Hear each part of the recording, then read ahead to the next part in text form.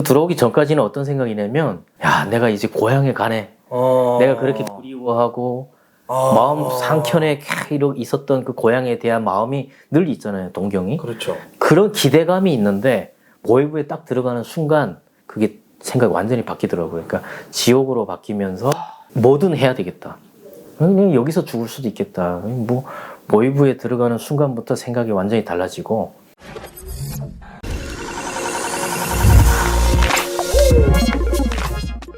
네, 시청자 여러분 안녕하십니까. 이철은TV의 이철은입니다. 오늘은 한국에 오신 지 좀 되신 분이죠. 선배님을 모셨습니다.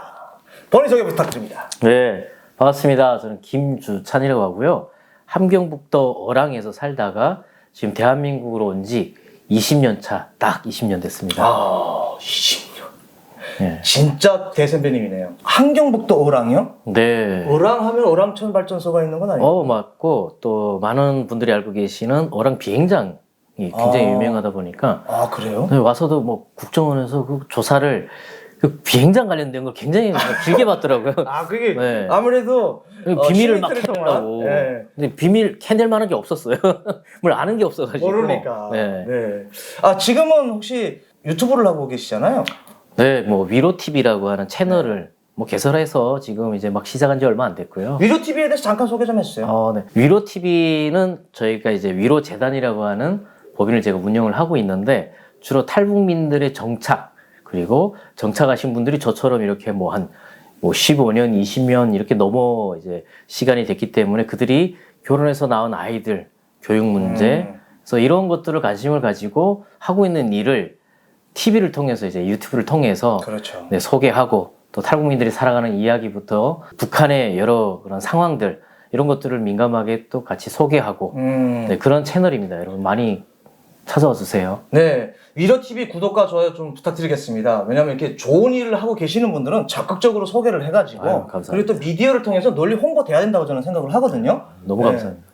아, 제가 뭐 원래 탈북민 분들을 모시면은 뭐 스토리를, 이야기 스토리를 뭐 북한에서 뭐 이렇게 했는데, 네. 그렇게 안 하고 좀 새롭게 한국 이야기 하다가 자연스럽게 좀 북한 이야기도 하고 좀 이렇게 좀 들어가려고 합니다. 좋아요. 네. 혹시 북한에서 한국에 대한 인식이 어떠셨어요? 북한에서는 뭐 거의 저도 어릴 때 이제였기 때문에 뭐 남조선, 뭐 대한민국이라고 하는 용어 자체도 몰랐고, 그렇죠. 남조선 그러면 딱 드는 인식이 교과서에 나와 있는 헐벗고 굶주리고, 또 좀 커서는 딱 드는 인식이 TV에 나오는 데모하고, 윤락가에 막 여성들이 몸 팔고, 뭐 병원 앞에서 돈이 없어서 치료 못 받고 쫓겨나고, 이런 영상에 대한 기억이, 그리고 그런 잔상이 강하게 남아 있었죠. 위로재단 대표님께서는 북한에서 몇 살에 그러면 나오신 거예요? 저는 13살에 첫 탈북을 했습니다. 13살? 네, 98년도에. 그럼 미성년자 때네요? 미성년자 때죠. 그러면 탈북을 하겠다는 결심을 하게 됐잖아요. 네. 그러니까 북한에서 살다가 중국을 가겠다고 해서 가신 거예요? 아니면 그냥 미리 그냥 목표가 내가 가야 될 곳은 한국이다 하고 오신 거예요? 한국은 생각도 못했죠. 왜냐면 진짜 그때 당시에는 고난행군이었기 때문에 배고프고 뭐 나가면 굶어 죽어서 지금 친구들, 우리 선생님 막 다 굶어 죽을 때였기 때문에 뭐 남한으로 간다 그러면 또 그 가난한 데로 왜 가겠습니까? 그러니까 중국이 그때 당시 경제적으로 굉장히 막 이제 뭐 지나가는 개도 쌀밥에 고깃국을 먹는다, 이게 소문이 막 나고 그랬기 때문에 목표는 중국을 가는 거였죠. 네. 그러면 북한에서 그렇게 중국이 잘 사는 걸 알고 계셨잖아요. 네. 대한민국으로 와야 되겠다라는 결심을 하시게 된 건 언제 하신 거예요? 대한민국으로 와야 되겠다 결심은 언제였냐면, 제가 중국이 98년도에 넘어왔다 그랬잖아요. 한 5년을 저는 중국에 살았어요. 중국에 살면서 남한의 대학생들 뭐 이렇게 그 중국으로 오면 같이 만나서 이렇게 시간도 보내고 그랬거든요.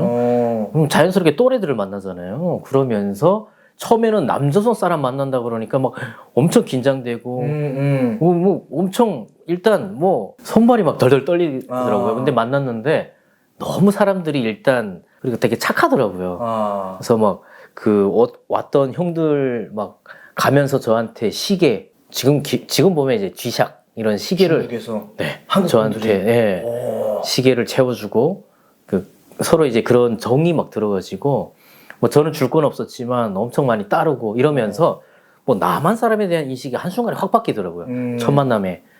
그 뒤로는 이제 뭐 중국에서 남한 TV, 그 이제 위성 방송을 통해서 대한민국의 모든 뉴스, 뭐 음악 프로그램, 예능 프로그램 이런 것들을 자유롭게 볼 수가 있었어요. 아, 그러면은 제가 또 궁금해서 질문을 좀 한다면은 그거 북한에서 13살에 넘어가셨잖아요. 네. 중국으로. 네. 중국에서 5년 계셨다고 했잖아요. 네. 5년 동안 어디서 사셨길래 한국 사람들을 그렇게 자연스럽게 만났는지. 아, 자연스럽게 만났다기보다는 제가 들어갔을 당시에 중국은 어떤 상황이었냐면 북한의 꽃제비들이 너무 많이 중국으로 들어온 거예요. 그러면 이제 뭐 그 연길 공항이라든지 이런 공항에 가면은 미국이든 뭐 대한민국에서 뭐 이렇게 오는 남한 사람들 있잖아요. 네. 그럼 대한민국에서 오는 사람들한테 이 북한에서 들어온 꽃제비 아이들이 떠돌이를 하잖아요. 네. 그러니까 먹고 살 생존 방법이 없으니까 막 오는 분들한테 쫓아가서 돈 좀 주세요. 북한에서 왔어요. 이렇게 하면 이분들이 막 달러 이렇게 주고 그랬거든요. 그렇게 그 길거리를 떠도는 아이들이 굉장히 위험하잖아요. 그래서 대한민국에서 특히 이제 교회에서 이 아이들을 어떻게 하면 보호할까 해서 만든 시설들이 있었어요.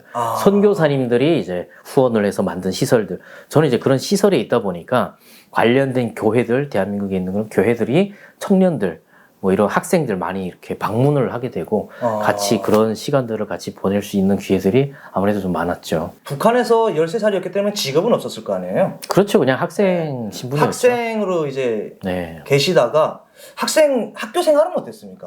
학교 생활은 거의 저는 이제 초등학교를 졸업하고 중학교 2학년 때 결국은 이제 뭐 자퇴라고 하긴 그렇지만 그냥 강제로 학교를 아예 중단하게 된 거고 그 전에도 사실 학교를 제대로 못 갔어요. 그래서 뭐 먹고 살기 힘드니까 거의 뭐 산에 풀 뜯으러 다니고 농장에 맨날 훔치러 다니고 그러다 보니까 학교 생활은 거의 제대로 못했죠. 초등학교 저학년 그러니까 한 3학년 4학년 이제 넥타이 멜 때 있잖아요. 네. 뭐죠? 그 소년단 입단할 때 그 이후로 학교를 제대로 못 다녔던 것 같아요. 혹시 그럼 부모님들은 학교를 안 가면은 뭐 통제하거나 그러시진 않으셨어요? 당시에는 북한이 너무 경제적으로 어려웠기 때문에 특히 저희 같이 그런 막 함경도 이런 또 저는 어촌이었거든요. 그런데도 굉장히 막 심각하게 이제 경제난이 들어가지고 뭐 부모님들이 아이들을 뭐 북한 말로 건사하기가 어려울 정도였어요. 그래서 부모님들이 막 가족이 다 해체되고 아이들이 막 뭐 떠돌이로 나오고 저도 그냥 그런 상황이었어요. 그래서 부모님들하고 자연스럽게 이제 생이별을 하게 되고 그러면서 뭐 학교도 제대로 못 다니게 됐죠. 그러면 부모님하고 이제 생이별을 당한 나이가 그때가 몇 살에 그러면? 저는 이제 처음은 9살 때 이제 시작이 돼서 가끔 또 만나기도 한 적들은 있어요. 이렇게 뭐 어디 회령이라든지 청진이라든지 이런데 뭐 식량 구입하러 가기도 하고 뭐 또 어대진 같은 데 가서 배 타기도 하고 뭐 그러면서 자꾸 이렇게 헤어지는 시간들이 있었다가 아예 헤어진 거는 10살부터는 아예 만날 수가 없었고. 그러면 부모님들은 다 어디 가신 거예요? 그렇게 다니다 보면은 이제 소위 말하는 행방불명.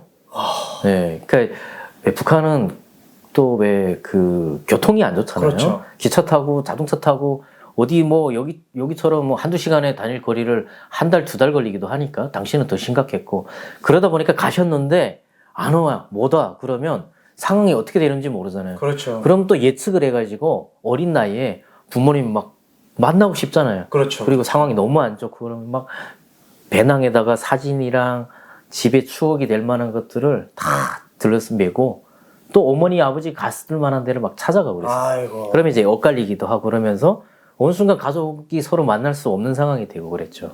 그러니까 부모님들은 지금 이제 북한에 계시는 건가요? 지금은 이제 어머니만 와 계시고. 한국에 오셨어요? 네. 제가 와서 이제 어머니 모시고 왔어요. 여기 한국에 오신 다음에? 네. 저희 같은 경우에는 다 탈북을 부모님이 먼저 하셨더라고요.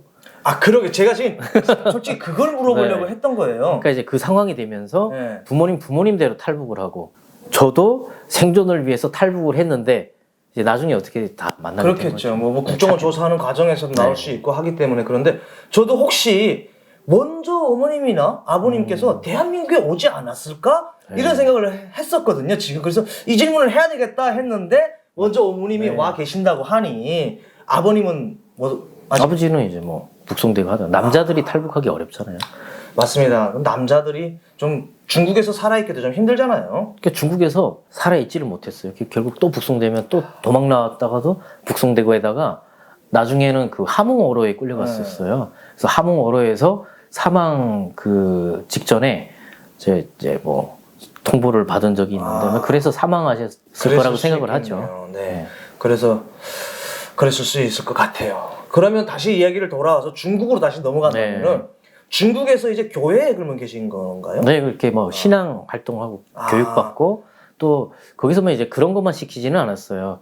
왜냐면 어쨌든 대한민국으로 갈 수도 있는 거기 때문에 남한 문화를 알아야 되고 남한의 경제를 알아야 되고 남한의 역사를 알아야 된다 그래가지고 그렇죠. 그때부터 교육을 받았어요. 이렇게 뭐 학교 가듯이 아침에 9시부터 1교시, 2교시, 3교시 뭐 점심시간 또 그러니까 오전 오후 이렇게 그 교육 시간이 있었고 그 시간대마다 영어는 뭐 한인 2세 뭐 미국이나 캐나다 이민 갔던 2세들이 와서 영어를 가르치고 중국어는 중국 조선족 분들이 와서 가르치고 그러니까 선생님들도 굉장히 좋은 선생님들이 많이 계셔서 뭐 한국 뭐 관련된 뭐 경제 문화 이런 것도 그 한국 목사님들이 와서 가르치고 하다 보니까 거기에서 생활하면서 이미 한국에 대한 공부는 좀 많이 했던 것 같아요.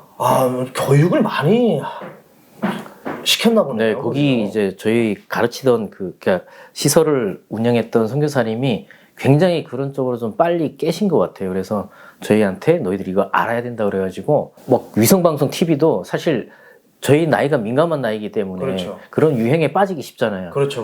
그런데도 그런 걸 다 보게 하셨어요. 그래서 굉장히 빨리 남한에 대한 그 이해가 많이 생긴 것 같아요. 그러니까 한국에 가면은 빨리 한국에 적응을 해야 되기 때문에 뭘 알아야 될 거 아니냐 해가지고 많이 교육을 하신 것 같은데 저희 아내도 중국 이제 교회 쪽에서 있었거든요. 이따가 북송을 당한 경험이 있어요. 뭐 무슨 냉면? 연길 저 진달래 냉면. 뭐 연길 진달래 냉면인 것 같지는 않고 무슨 냉면을 먹고 나오는데 거기에서 뭐 국물까지 딱 드리킹하고 나오는데 잡혔다고 하더라고요. 그래서 이제 교회에 있다가 잡혀서 북송된 사례가 있거든요. 혹시 그러면 이 대표님은 중국에서 교회에 있으면서 뭐 밖에도 살짝 나왔다 들어갔다 했을 것 같은데 북송당한 경험은 없으세요? 저도 북송을 당했죠. 그래요? 5년을 살다가 2002년도에 월드컵이 있었잖아요. 네네네. 그 월드컵에 취해서 더 대한민국에 대한 동경이 막 최고조로 갔는데 그래도 대한민국에 간다는 생각보다는 저는 북한으로 돌아가야 된다고 생각을 했어요.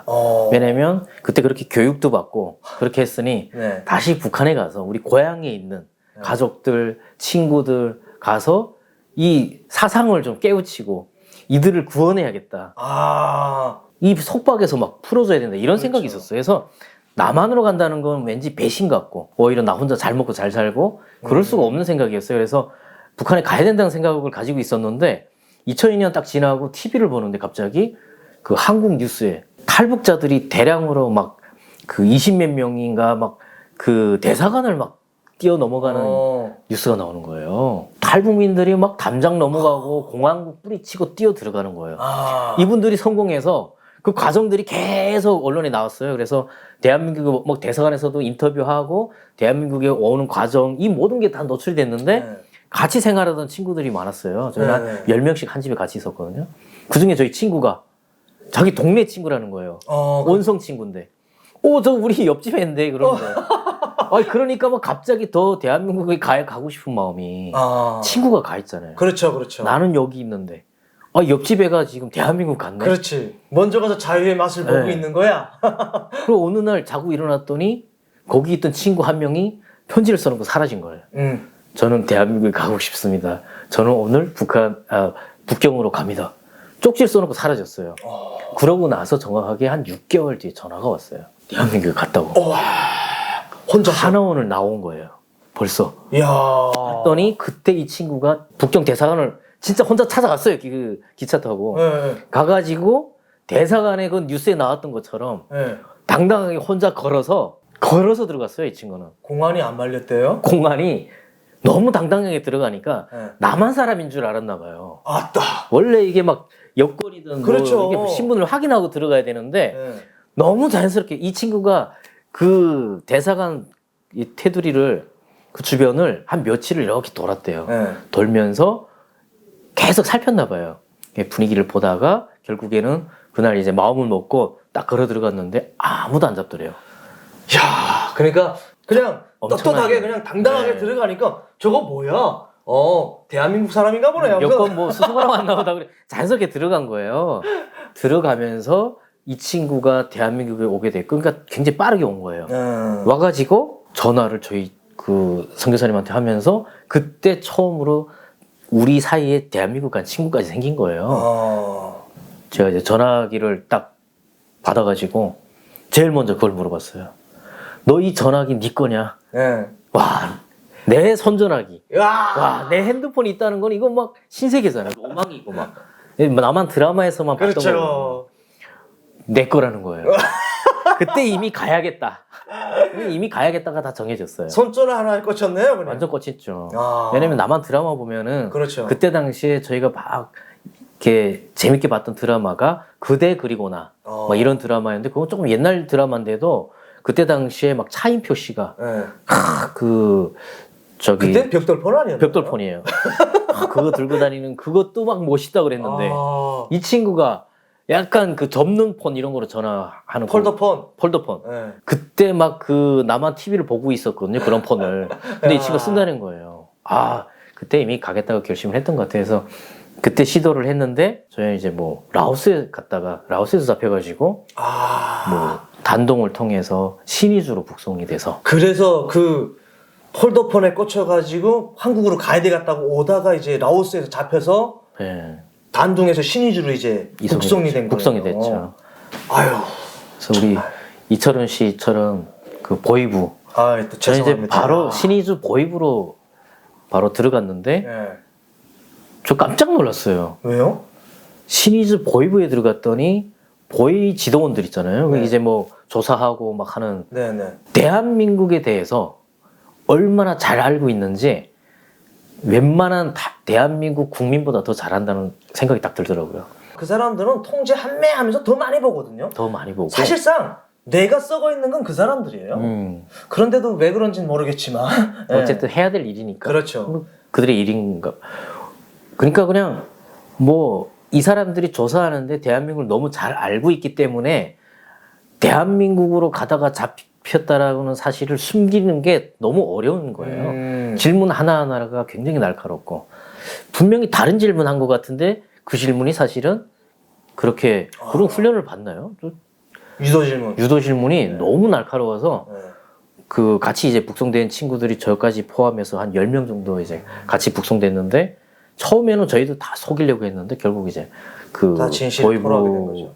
보이부의 조사를 통해서 진실을 하다 보니까 다 뭐 소위 말하는 보이부 건으로 가게 됐는데 저는 좀 조사를 빠르게 잘 받았어요. 그래서 바로 안전부로 빠져가지고 그래서 조사를 받을 때 당시에 나이가 어떻게 되셨어요? 그때가 17살이었는데 나이를 미성년자면 유리하다고 그래가지고 그렇죠, 그렇죠. 나이를 처음에 막 속였어요. 그래서 같이 북송되는 친구 중에 그 친구가 한 9번 북송됐었어요. 아이고.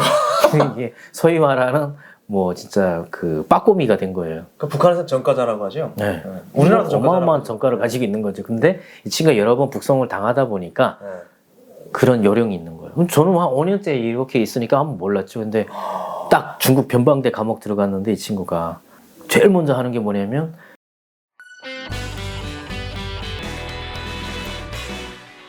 저거를 제모를 하더라고요. 우리 왁싱을 하는 우리 대한민국 요즘 뭐 왁싱이 그렇죠. 거의 하나였던 유행처럼 하고 있는데 이 친구가 손으로 그냥 셀프 왁싱을 하는 거예요. 어디를요? 그 중요 부위를 맨손으로? 맨손으로 그거를 빡 생으로? 집어 뜯는 거예요. 생으로 네, 뜯는다고요? 생으로 집어 뜯는 거예요. 아니 집어 뜯으라 그러면 그런 상상조차 좀 하기 싫어요. 옆에서 보는 것도 너무 고통스러울 정도인데 근데 그 친구가 딱 그러는 거예요. 무조건 하라는 거예요. 그래서 했겠어요. 못했어요. 무서워. 아니 그거 할 수가 없는데 그 친구 다 했어요. 그래서 보이부 딱 넘어갔는데 조사받을 때 미성년자인 거예요. 그래가지고 바로 이 친구가 넘어가는데 제가 그걸 딱 보자마자 북한 보이부 감옥 안에 들어가가지고 뽑았어요. 저도. 진짜요? 아니 왜냐면 그 친구가 바로 조사 끝나는 걸 보니까 제 순서가 오잖아요. 이 조사 기간이 한 일주일 이렇게 하거든요. 뭐 이렇게 불러서 또 하고 불러서 또 하고 반복인데 막 그때 막 옷부터 검사하지는 않았 뭐 이렇게 벗기진 않는데 나이가 이상하면 벗기거든요. 그걸 검사를 해요. 그 미성년자가 맞는지 아닌지. 근데 이제 그걸 보고 주로 하는데 이 친구는 더 어리게 보이려고 그걸 하는 거예요. 여러 번 북송 당하면서 이제 그런 생각을 가지게 된 거죠. 그래서 저도 이제 그 친구를 보면서 심지어 그 친구는 1살 더 많았는데 훨씬 더 어리게 해가지고 바로 안전부로 넘어가고 또 이제 키가 작고 막 이러니까 나이 구분이 잘 안 되는 거예요. 그렇죠. 그래서 저도 그렇게 해서 좀 빨리 감옥에서 그러면 그걸 하셨어요? 네. 할 수밖에 없습니다. 딱 넘어갈 때는 그렇게 안 하다가 할 생각이 없죠, 당연히. 근데 북한의 보위부에 딱 가는 순간 첫날에 들어가자마자 왜 막 옷 다 벗겨놓고 남자고 여자고 노인 어린아이 할 것 없이 이 인권도 없이 막 이 한 방 이런 데다가 다 세워놓고 옷을 벗기고 다들 몽둥이 들고 막 뽐뿌 시키고 막 하잖아요. 돈 가지고 온 게 있나 싹 검사하고 막 하거든요. 그런 상황에 막 여기저기 비명이 들리고 막 이런 걸 막 경험하면 그때부터 면붕이 와요. 아, 내가 이제 지옥에 들어왔구나. 그 들어오기 전까지는 어떤 생각이냐면 야, 내가 이제 고향에 가네. 내가 그렇게 그리워하고 마음 상켠에 있었던 그 고향에 대한 마음이 늘 있잖아요. 동경이. 그렇죠. 그런 기대감이 있는데 보위부에 딱 들어가는 순간 그게 생각이 완전히 바뀌더라고요. 그러니까 지옥으로 바뀌면서 뭐든 해야 되겠다. 그냥 여기서 죽을 수도 있겠다. 뭐 보위부에 들어가는 순간부터 생각이 완전히 달라지고. 야, 뭐 우리나라에서 뭐 마취크림 바르고 뭐 그거 하고 하는 건 허례허식이네요. 근데 저는 솔직히 말씀드리면 그런 고통을 못 느껴봐서 그런데 어때요, 그게 막? 시도해 보십시오. 네. 이 가죽이 뜯겨나가는 것 같은 기분일 것 같아요. 차라리 이게 뭐 싸대기를 맞든지 뭐 몽둥이로 머리를 때리는 게 더 나아요. 그게 더 고통스러운 거죠. 야, 얼마나 그 보위부의 조사가 두렵고 그렇죠. 무섭고 했으면은 그 인간으로서 제일 고통을 많이 느낀다는 그 부위를 그 맨손으로 마취 없이 뭐 왁싱을 그냥 아예 그냥 전 솔직히 말씀드리면 상상하기 좀 어려운데 그러면 그렇게 그 고통을 겪고 경찰로 넘어갔잖아요. 보안소로. 네. 네, 보안소로 넘어가서 거기서는 뭐 조사가 그래도 조금 순탄해지는가요? 그때부터는 조사가 아니고 안전부로 딱 넘어가는 순간 집결소라고 그래요. 네. 거기서는 이제 노동시키고 각 자기 고향 그쪽으로 연락을 해서 데려가긴 하는 거예요. 이제 보내려고. 근데 보위부 같은 경우에는 그 시도 보위부에서 바로 와서 보위부권으로 데려가잖아요. 예. 재판을 하는데 안전부 같은 경우에는 안전부에서 와서 데려가는데 이게 너무 절차가 오래 걸려요. 그래서 사실 그 집결소에서 많은 사람들이 이제 죽어나가는 경우가 많죠.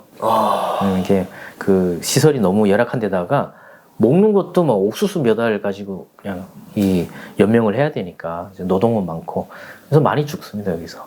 집결소에서 그런 노동을 거쳐가지고 그 고향 쪽에서 데리러 와서 고향으로 다시 가셨을 거 아니에요? 그렇죠. 그럼 마지막으로 탈북하신 건 언젠가요? 2004년도에 다시 탈북을 해서 2003년도에 이제 북송됐다가 2004년도에 다시 탈북을 하게 됐습니다. 북한에서 잠깐 계셨을 거 아니에요? 네. 그때 있으면서 어떤 생각을 하셨나요? 흔히 그렇잖아요. 사람이 이 자유의 맛을 보면은 자꾸 생각이 나거든요. 맛으로 말하면 뭐예요? 맛있는 집에 갔었는데 저 집에 가면 저기 맛있는데 하는 생각이 또 나잖아요. 그리고 꼭 가게 되거든요. 그것처럼 중국에서 자유의 맛을 봤어요. 그리고 또 대한민국에서 너무나 잘 알아. 2002년 월드컵 막 열광을 했고 넘어간 친구가 폴더폰을 쓴데 폴더폰 때문에 꽂혀가지고 오다가 라오스에서 그렇죠. 북송됐는데 북한에서 살면서 그 잠깐 있는 동안에 자유에 대한 갈망이 더 심했을 것 같은데 되게 재밌는 거는 주변의 모든 사람이 너 또 갈 거야. 너는 주변에. 무조건 가게 돼 있어. 보이지도원부터 시작해서 거기 뭐 당간부들 그렇죠, 혹은 그렇죠. 그 주변의 어떤 그 북한 주민들 모두가 그래요. 너는 또 갈 거잖아. 안 가기에는 너무 중국이 오래 있은 거예요. 그리고 제가 하는 말이라든지 제가 하는 생각이나 이런 것들이 이분들이 봐도 지금 북한에서 살 것 같지가 않은 게 너무 티가 나는 거예요. 황색 바람이 들은 거야. 그럴 때마다 제가 얘기했죠. 저는 무조건 당과 수령님께 충성하면서 그동안 제 지은 것들을 완성하면서 정말 열심히 하겠습니다. 그때마다 믿어주질 않더라고요. 아니야, 넌 도망갈 거야. 네, 그 기대에 부응하면서 탈북을 했죠. 무조건 탈북해야 되겠다는 생각밖에 없었어요, 사실. 네, 여기 북송되는 뭐 순간부터도 그랬지만 무조건 탈북해야 되겠다. 이 생각밖에 안 들어있더라고요. 어떡하나 탈북을 다시 해야 되겠다는 기회만 엿봤을 때. 네, 모든 생각 가운데 네. 탈북, 남한. 그래갖고 뭐 그 꽃제비 구요소에도 잠깐 있었는데 그때도 아이들한테 맨날 남한 얘기해주고 남한 뭐 드라마 얘기해주고 애들이 그 꽃제비 구워서 고아와 아이들이 네. 대부분이다 보니까 그런 거에 막 솔깃하잖아요. 그렇죠. 거기다가 그런 황색 바람을 많이 집어넣고 아주 큰 역할을 하셨네요. 네, 그래서 막 혼나기도 했는데 이게 주체가 안 될 정도로. 그렇죠. 얘네 너무 모르니까 막 그리웠겠네요. 네. 그러면 거기서 이제 있다가 어느 계기점을 통해서 다시 이제 한국으로 탈북을 하게 되게 된 거예요? 처음에 98년도 탈북할 때는 진짜 막 목숨 걸고 막 두만강 넘고 그랬는데 그때 딱 갔더니 그냥 못 넘는데요. 돈이 있어야 된대요. 그래가지고 바뀌었네. 이제 바뀐 거예요. 그래서 브로커 통해 가지고 중국에 연락을 해가지고 돈을 받아서 돈을 주고 군인이 저를 데리고 두만강을 넘겨주더라고요. 사실은 더 안전하네요. 돈만 있으면. 너무 안전하고 너무 편안하고. 돈은 그러면 얼마를 그때 당시에 이제 줘야지 그런. 당시에 한 400원 중국 돈으로 그 두만강 넘겨주는 거를. 완전 그때는 이렇게 말하면 안 되겠지만 진짜 뭐가 왔다 가는 시대네요. 네. 400원이면. 네, 그럼요. 그러니까 그냥 오늘 밤에 국경지대에 있는 마을 분들은 네. 오늘 밤에 중국 갔다 올 일 있으면 네. 중국 갔다 오는 거예요, 그냥. 와, 진짜 소가 말할 때네요. 맞아요. 그래서 그냥 저도 너무 그게 적응이 안 될 정도였어요. 군인들이 다 에스코트 해주고 그 루트를 딱 해가지고 두만강 거 딱 건너주고 무슨 뭐 너무 편하게 다시 넘어. 그러면 탈북을 국경 경비대 대원이 직접 넘겨주고 중국으로 넘어와서 다시 이제 원래 있던 곳으로 찾아가서 탈북을 하게 된 건가요? 아니 그때는 이제 이미 다 그런 시설이나 이런 데들이 다 유지가 안 되는 상황이 돼버리고 저희가 다 북송됐으니까 그래갖고 뭐 저도 뭐 청도라든지 뭐 이런 데서 좀 떠돌이를 했었어요. 그렇게 하다가 다시 올 결심을 하고 계속 루트를 찾는데 돈이 필요하잖아요. 그렇죠, 그래서 뭐 중에서 돈을 마련하려고 여러 가지 이렇게 활동들을 하다가 2004년도에 몽골 국경을 넘어서 대한민국에 입국을 했어요. 그러면 그 어쨌든 몽골에서 또 대한민국으로 오셨잖아요. 비행기 타고. 네. 저는 북송될 때 비행기를 타고 북송돼가지고. 그래요? 이게 중국 그 곤명에서 네. 신명 공항까지 중국의 그 공안들이 저희를 비행기로 호송을 했어요.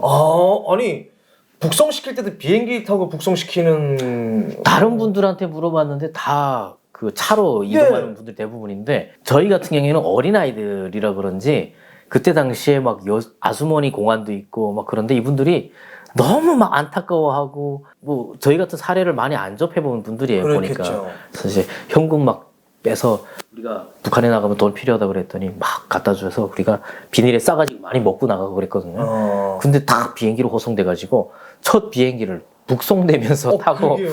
네, 북송되면서 비행기를 타봐갔죠 그때 처음. 진짜 특별한 케이스네요. 그러니까 대한민국에 올 때 비행기랑 그 비행기가 너무 반대로 가는 거잖아요. 하나는 북으로 가는 거고 하나는 대한민국으로 오는 비행기잖아요. 몽골에서 그 대한민국으로 가는 비행기를 탔을 때 사실 내릴 때까지는 거의 비슷한 감정이었어요. 북한으로 북송될 때 비행기랑 몽골에서 타고 온 비행기가 내리기 전까지는 이 불안감이 이게 어디로 갈지 모르잖아요. 그렇죠. 이 비행기가 어디 뭐 북한으로 가는지 그렇죠.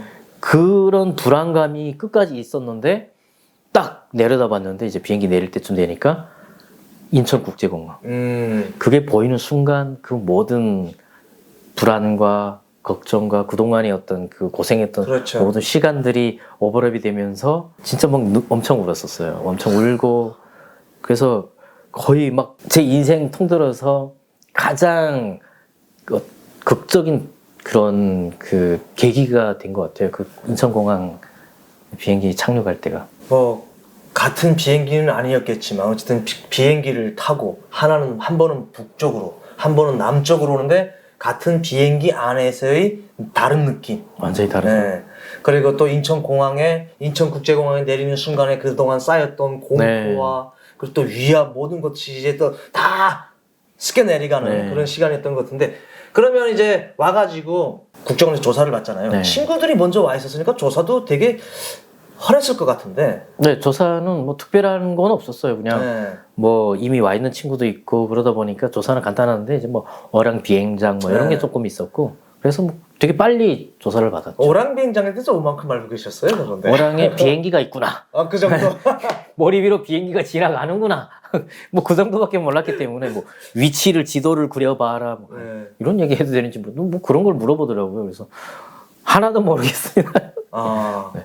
혹시 알고 있는데 뭐 숨기는 줄 알고 아이. 몰라서 못 그려드렸습니다. 네. 그렇지는 않습니다. 북한에서 오신 분들이 알고 있는 거는 알고 있는 만큼 그럼. 이제 이야기하고 있는데 아무래도 조사 기관에서는 그럴 수밖에 없는 게 이제 오랑에서 살고 있는데 그걸 모르냐 뭐 이렇게 맞아요. 생각하시는데 북한에는 이동의 자유가 없기 때문에 그럼요. 통제되는 것이 많고 하기 때문에 모를 수 있죠.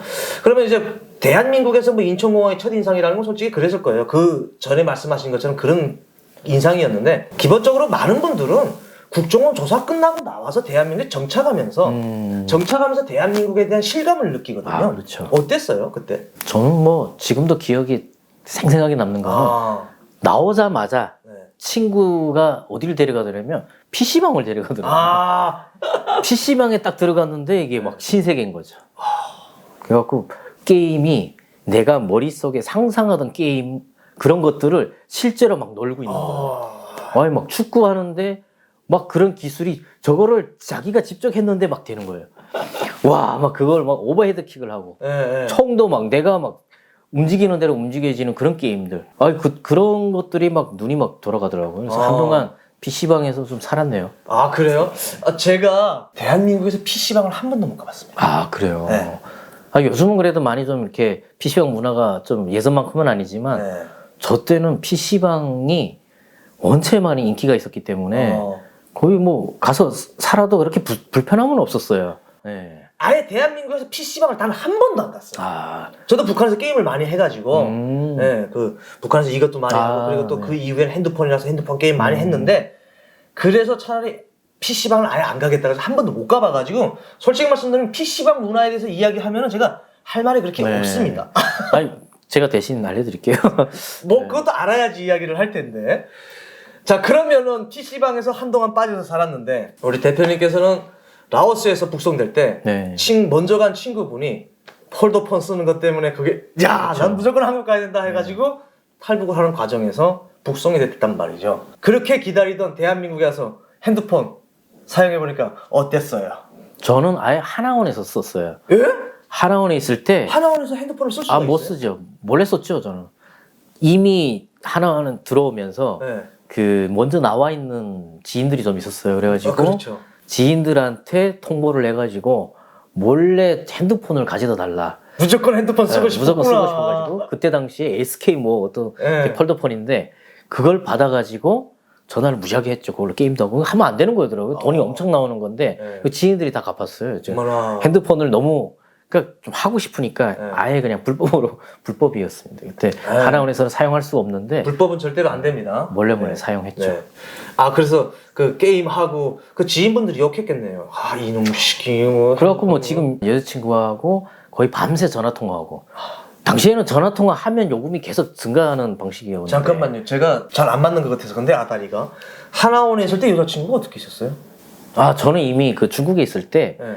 저희 같은 시설이 이제 여성분들이 같이 또 있는 데도 있었거든요. 그래서 거기에 있던 친구랑 이제 연애를 하게 되면서 같이 대한민국에 오는 상황이었는데 저는 북송되고 여자친구는 남한으로 오는 그렇게 생이별을 맞이했다가 다시 제가 하나원에 이제 들어오면서 여자친구는 밖에 있으니까 전화 통화를. 근데 그 여자친구분하고 사시는 거죠, 결혼해서?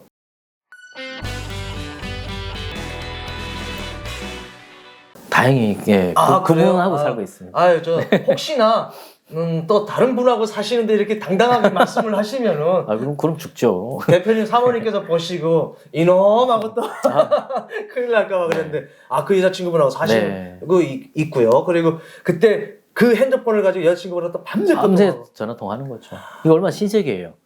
같이 있지 않는데 그냥 밤새 전화 통화하고 문자도 막 이모티콘 이런 거 내 마음을 막 표현할 수 있네 이게 또 그래갖고 막 문자 엄청 하고 그때는 멀티 메시지는 또 이 과금이 되는데 그것도 또 엄청 보내 그랬죠. 그런 게 있잖아요. 이제 여자친구 저도 솔직히 처음엔 그랬어요. 그 사랑한다라는 말 쓰기가 되게 힘들었거든요. 네. 근데 거기 이모티콘에 그 하트 있잖아요. 하트. 그런 거 보내면은 내 마음을 전달하는 것 대신 같다. 굳이 안 써도 무슨 마음인지 아실 거 엄청 보냈죠 그런 이모티콘. 그래서 이모티콘으로 그냥 막 해야 네. 그러니까 중국에서 그렇게 쓰고부터 핸드폰 쓰니까 그냥 소원은 다 풀렸네요. 그럼요. 핸드폰을 그래서 거의 한 2, 3개월에 한 개씩 바꿨던 것 같아요. 예? 쓰고 싶은 게 너무 많아가지고 그때 당시 제가 봤을 때 또 휴대폰 전성기였던 것 같아요. 그래가지고 가로 본능이다, 뭐 모토롤라부터 시작해가지고 그때 뭐 굉장히 많은 그 유행하는 폰들이 있었어요. 그것도 다 쓰고 싶어가지고 네, 계속 바꿨네요. 또. 2, 3개월에 한 번씩이요? 네, 얼마 안 되는 정착금 다 날린 것 같아요. 그렇죠. 그럼 뭐 처음에는 정착 과정이라는 게 있기 때문에 네. 그런 과정이 있었기 때문에 지금의 대표님이 네. 있지 않겠습니까? 네. 그러면 처음에 나와가지고 아무래도 중국에서 뭐 북한에서 살다가 중국에 와서 몇 년 동안 살았다고 해도 실제 미디어를 통해서 보던 한국하고 내 몸으로 체험한 한국하고 차이가 분명히 있을 거예요. 차이가 크죠. 그럼 어떤 문화적인 차이들이 좀 있었어요? 일단 그 남한에 와서 제일 좀 그 문화 차이를 크게 느꼈던 것 중에 하나는 뭐냐면 사람들이 일하는 문화였어요. 일하는 문화? 네. 북한에서는 이게 몸에 배어 있었던 게 우리 아버지도 그렇고 학교에서도 그랬고 전체주의 같은 게 있고 또 모든 거는 구경 또 협동조합 이런 데서 일을 했기 때문에 우리 아버지는 배사공이었지만 출근할 때 출근 도장 찍고 뒷문으로 다시 나오고 그랬거든요. 이게 뭐 그렇죠. 당연했고 네. 농장 직원들도 아침에 가서 그렇죠. 놔들고 갔다가 집에 와서 놀다가 막 가서 놔들고 내려오고 이제 이런 그러니까 북한은 그래 이제 그렇죠. 그런 노동에 대한 그런 개념이 약간 그런 부분이었잖아요. 근데 대한민국에 왔더니 정말 모든 사람이 너무 열심히 사는 거예요. 그렇죠. 그리고 깜짝 놀랐어요. 사실 그런 부분들이 왜냐면 대한민국에 와서 되게 편하고 야 이제 대한민국 왔으니까 모든 게 다 끝난 것 같고 야 이제 행복 시작이다 막 이런 생각이 사실 있었는데 대한민국에 딱 오는 순간 정말 치열하고 열심히 모두들 사는구나. 진짜 이렇게 또 안 살면 안 되는구나를 그렇죠. 알바하면서도 경험하고 그래서 알바 처음에는 아르바이트 하다가 막 진짜 그 같이 일하는 뭐 하면 열심히는 하는데 그 사람들하고의 그 패턴이 너무 다른 거예요. 이 사람들은 맞아요. 진짜 막 매일 꾸준히 계속 그 시간들을 지키는데 저는 뭐 놀고 싶은 것도 많고 하고 싶은 게 많아요. 그렇지. 그러면 안 나오고 싶고 막 근데 이제 그런 시행착오가 좀 많이 있었거든요. 그래서 뭐 면접 보고 내일 출근하겠습니다 하고 안 나가는 적도 있고 뭐 그래요. 근데 그게 그때는 그래도 되는 줄 알았어요. 사실. 그래서 그게 경험이죠. 네. 초창기에 이제 경험이라고 뭐 말할 수 있는데요. 뭐 우리 시청자분들께서 또 이 이야기를 들으면 북한에서 와가지고 열심히 일 안 한다 이러시는 분들도 계시는데 네. 처음에는 왜냐면 자유라는 것을 맛보지 못했기 때문에 맞아요. 모든 것이 궁금하고 모든 것이 진짜 뭐 해보고 싶은 게 너무나도 그렇죠. 많은 거예요. 그러나 그것이 계속 빠지면 안 되지만 어느 정도 내가 느끼고 다시 정착해서 살아가시는 분들이 과반수 많거든요. 그럼 좀 한번 경험해 볼 수 있거든요.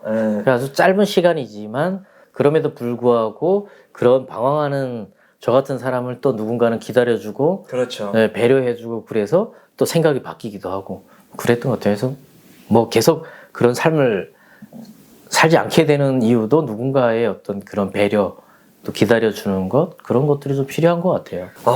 열심히 일하는 데 대해서 이제 문화적인 차이를 느꼈다라고 하는데 이렇게 보면은 탈북민 분들하고 이렇게 이야기하다 보면은 그런 것들이 있더라고요. 서로 다른 데서 문화적인 차이를 느끼는 분들이 많아요. 네, 맞아요. 우리나라에 와가지고 이해하기 어려운 부분들도 있잖아요. 이거 굳이 이렇게 저건가? 막 이런 것들이 좀 가끔 있거든요. 보면은 어떤 것들이 그런 것이 있었을까요? 특히 표현하는 부분에 있어서 북한은 좀 약간 굳이 말로 안 해도 굳이 그 정도까지는 말로 표현 안 해도 좀 알아듣고 약간 그런 게 있잖아요. 남자분들도 굉장히 표현을 많이 하고 맞아요. 괜찮니? 자기가 느끼는 것들을 이렇게 잘 표현을 하잖아요. 그게 잘 안 됐었어요. 그래서 그리고 또 그렇게 하는 게 너무 이렇게 낯뜨겁고 그 상대방이 그렇게 해도 불편하고 그렇죠. 네, 그래가지고 그런 표현하는 거에 좀 서툴고 그러기 때문에 소위 말하면 그냥 인사치레하는 거지만 그게 사실은 제가 봤을 때는 그게 하나의 문화잖아요. 서로 배려하는 문화가 기본적으로 깔려 있는 건데 그게 막 가식처럼 느껴지는 거예요. 이 사람은 뭐 진짜 나를 반가워하지도 않으면서 뭐, 그렇지. 아이고 반가워요. 아. 잘 왔어요. 막 이러잖아요. 근데 그게 막 가식처럼 느껴지고. 아이고 뭐 표정에서 제대로 반가워하면은 뭐 그거 느끼는 것이 뭘 그걸 계속 말로 표현하지? 그래갖고 말로 자꾸 하는 거에 대해서 되게 뭔가 이렇게 좀 거부감이 어느 정도 생기더라고요. 그냥 북한에서는 말로 꼭 안 해도 그렇죠. 뭐 행동을 하고 눈빛이나 표정으로 하면 되는데 다 말로 표현하는 것들. 그래갖고 이제 저만 그런 줄 알았더니 같이 온 친구들이 다 그러는 거예요. 아우 가식이라고 남한 사람들. 뭐 이렇게 다들 그 뽕을 많이 친다 그러는 거예요. 근데 사실은 보면 그게 이 사람과 관계에서 기본적인 예의를 지키는 건데 그게 그렇게 느껴지는 거예요. 그렇죠. 근데 북한에서는 직설적이기 때문에 맞죠. 우리처럼 이렇게 살갑게 대하진 않잖아요. 네. 그냥 좋다, 뭐 반갑다, 그냥 반갑다, 끝.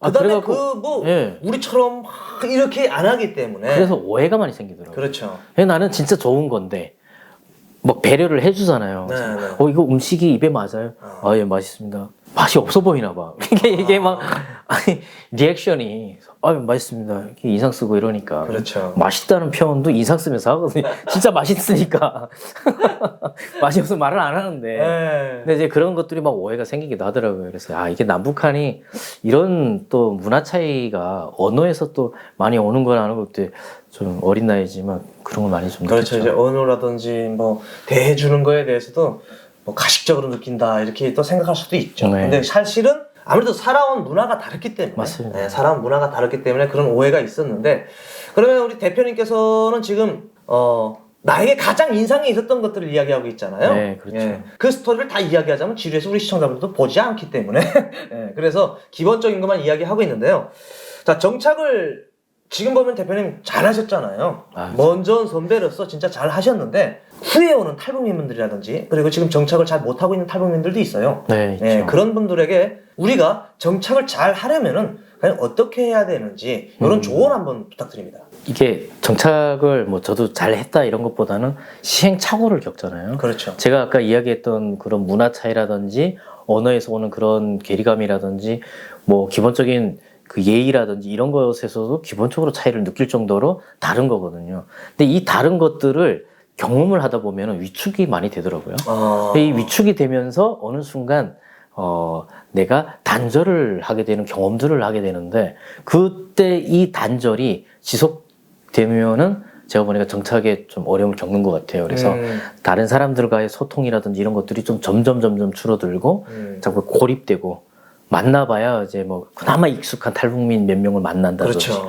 이렇게 하다 보면은 좀 정착에 어려움을 겪는 것 같아요. 맞아요. 사실은 북한에서 왔기 때문에 당연한 것들이거든요. 그래서 정착에 좀 도전을 했다가 또 노력도 했는데 잘 안 된다고 좌절하지 마시고 계속 부딪혔으면 좋겠어요. 그렇죠. 관계라는 것도 두 번 만날 때 다르고 세 번 만날 때 다르거든요. 맞습니다.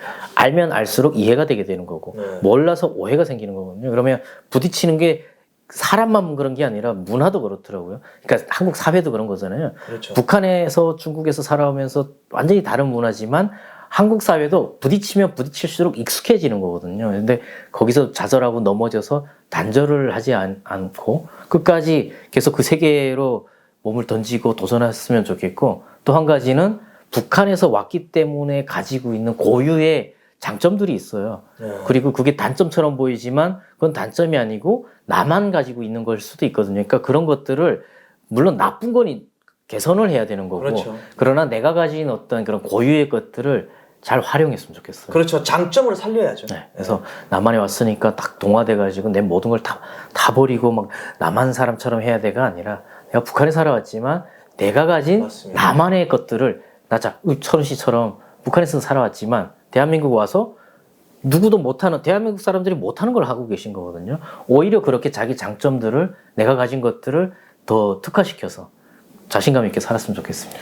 네, 뭐 흔히 뭐 정착을 잘 했냐 못했냐, 정착의 기준은 저는 없다고 생각하거든요. 과정이 네. 그렇죠. 정착의 기준은 없다고 생각합니다. 우리가 북한에서 오신 분들이 우리 대한민국 국민들과 어떻게 스며드느냐, 여기가 문제가 있는 거지. 네. 잘 살았는데 정착을 못하는 사람들도 있고. 그렇죠. 왜냐면 사회적으로 못했기 때문에. 근데 어떻게 돼서 돈은 많이 벌어. 맞아요. 네. 그러면 그거를 돈 많이 벌면 우리가 정착을 잘했다고 해야 되냐? 이런 것도 솔직히 그렇죠. 이야기가 될 수가 네. 있거든요.